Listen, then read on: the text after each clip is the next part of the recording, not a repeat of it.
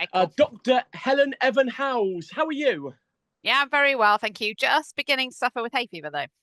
Well, given the weather that we've had this week, I'm actually sneezing as we speak. That we're doing this on the Zoom. I've got a tissue in front of me. There's a chance I'm going to sneeze and blow me nose horrifically halfway through this chat, and I'm very sorry about that. Mm. As soon as we get a nice bit of weather, like we've had, like we're having at the moment, we all decide we've got hay fever. We all, oh God, am I getting it? If you get it, you worry about it. If you don't get it, you think you might. Can you catch hay fever? I mean, you can't catch it from each other, but it is increasingly common. And in part, some of the reasons for that is around the fact that we're having warmer weather, longer seasons, higher pollen counts, and therefore people who perhaps didn't have symptoms before are now.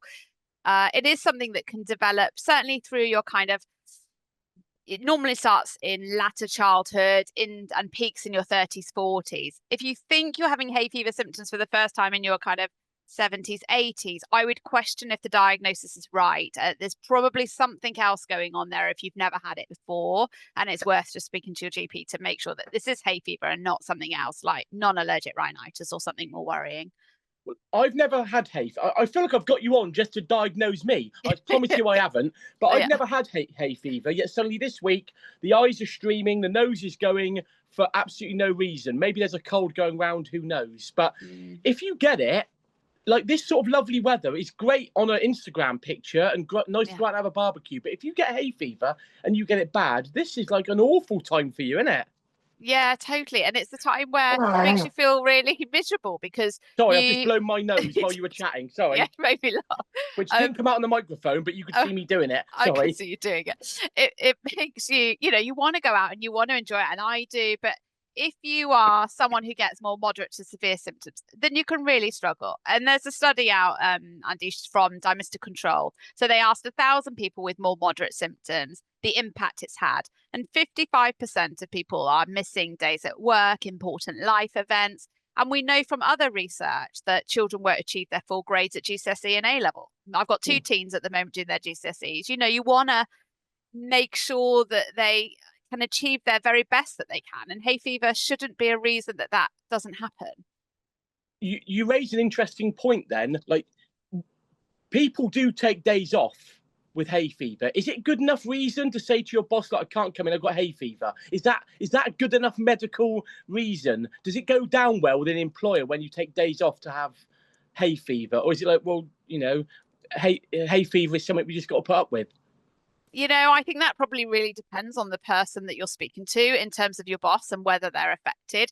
So for many people, it might feel like it's a minor inconvenience. But as I say, there are a significant proportion of people who might have facial swelling, congestion, fatigue, flare-ups of that asthma. And some of those genuinely wouldn't be well enough to function. Now, what I would say is it sounds therefore like their condition is not being well managed and they should have better treatment. And certainly, Andy, you need to go and get some, because absolutely for most people, they will function with the right treatment. So I can understand why it happens, but it should be a sign to that person that I really need to get this sorted.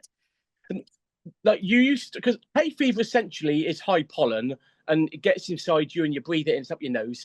What about the old tricks of putting like Vaseline around your nose to catch the pollen, or those old sort of, how can you manage hay fever?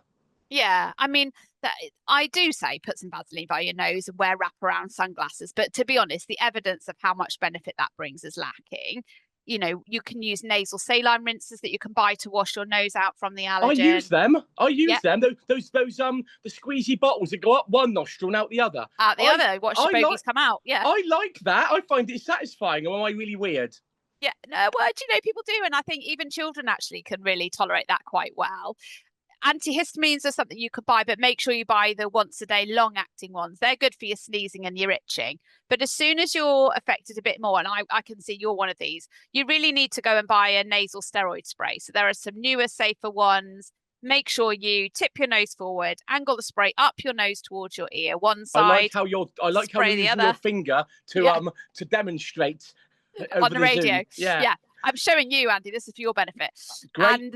And make sure you breathe in gently. Don't sniff, or you'll swallow in. It won't work. Really, It takes a couple of weeks to work. So next year, start it a month before the season. So make a note in your diary, but don't give up. And then another one, to be honest, that's likely to benefit you on the day is this combination nasal steroid. So it's got antihistamine and the steroid component in it. And that works on the day to give you relief because of the antihistamine, and keep using it. And over the next few weeks, it'll be even better. So that's what you need, Andy. Go and get yourself sorted. That's what I'll be using for mine. You are a GP and an allergy specialist. So you must spend most of your year dealing with people who have got breathing and coughing and issues, because in the winter, we've all got the winter cold. From end of November until February, we're all sneezing and going. And then we get a week of sunshine like this, and suddenly we're all sneezing and coughing out pollen. You must deal with this sort of stuff all the time. Yeah, I do. And, I run an allergy clinic, Dr Helen Allergy. And the reason I started is because my own son had food and environmental allergies like I do. And actually, so in our own house, somebody is moving from allergy symptoms year in, month to month. So if you've got dust mite allergies, that'll be the winter. If you've got pet allergies, like my poor daughter, it's year long. So yeah, I spend a lot of time trying to help people with their food and environmental allergies to improve their quality of life, because they affect you more than people will ever realize. I mean, imagine feeling like this now every day, all year. It's pretty horrible. I'd do my head in. I actually know my mother gets hay fever, and not horrendous, but she gets it.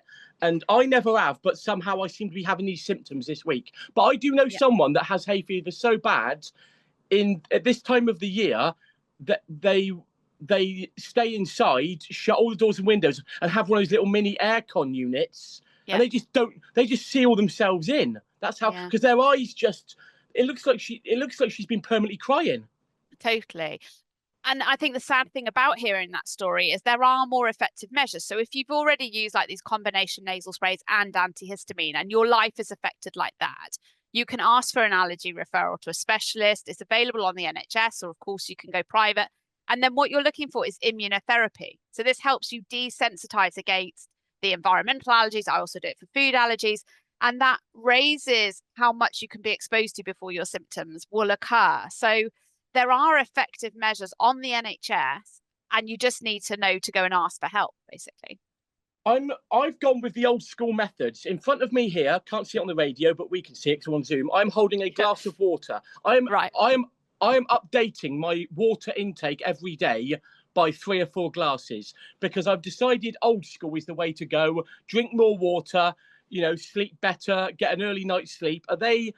Will stuff like that help? I know all the antihistamines and all the stuff you shove up your hooter does well, but getting good night's sleep, drinking a lot more water, that's got to help, surely. I mean, I wish I could say yes, but although right, get rid of the water. Get rid of the water. I'm chucking the water away. Carry on. I mean, good hydration is important, but the problem is if you've got severe hay fever, you're not going to be able to sleep. That doesn't matter if you go to bed early. You're going to be congested and not sleeping. So, I mean, getting effective treatment, that's what you want to do. Follow the evidence-based medicine, ask for help. Don't go and do things like these influencers would suggest, like steroid injections. They're not recommended by the NHS. I've seen that, but then a lot of places, the response to that is, hang on a minute, why are you peddling this? It's not been tested. I mean, it's been tested, it's been used, and it's been used for years. But and people will say to me, "Oh, well, the NHS don't offer it; it's expensive." It's really cheap. Yes, it might work, but the problem is, short term, it can cause mood changes, appetite changes.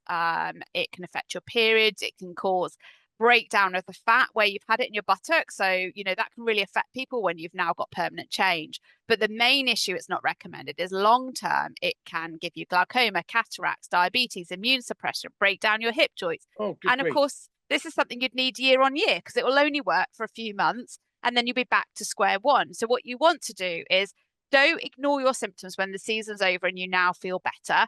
Think about, what am I going to do next year so I'm not in this position? Is that I'm going to write in my diary a month before to use my nasal sprays? Or is it I'm that really severe end of the spectrum where I need an allergy referral to go and talk about immunotherapy? Do that. Don't go and fill the pockets of people with cheap drugs that are going to cause you harm. You won't be thanking them when you have long-term problems from it. Lovely to speak to you. I love your passion. Dr. Helen Evans-Howells, thank you for coming on the show. And hey, as soon as we get the good weather, hay fever is the first thing on the list that we want to talk about. So thank you for coming on this afternoon. Good to speak to you. And you. Hope you feel better soon. Oh, you are great. Thank you so much. Right. That's all right. No And you get a 2-minute break now to your next one. Cheers, Helen. Thank you so much. Have a great day. Honestly, Andy, go and get some Dymista. It's what I use. You'll feel better instantly. I'm going to, as you said it, and it's obviously in the email that I got from the team. That's what I'm going to do. Literally today, I'm on the case. Yeah, perfect. Well Thank done. you. Cheers. Take Bye. care. See you later. Bye. Bye.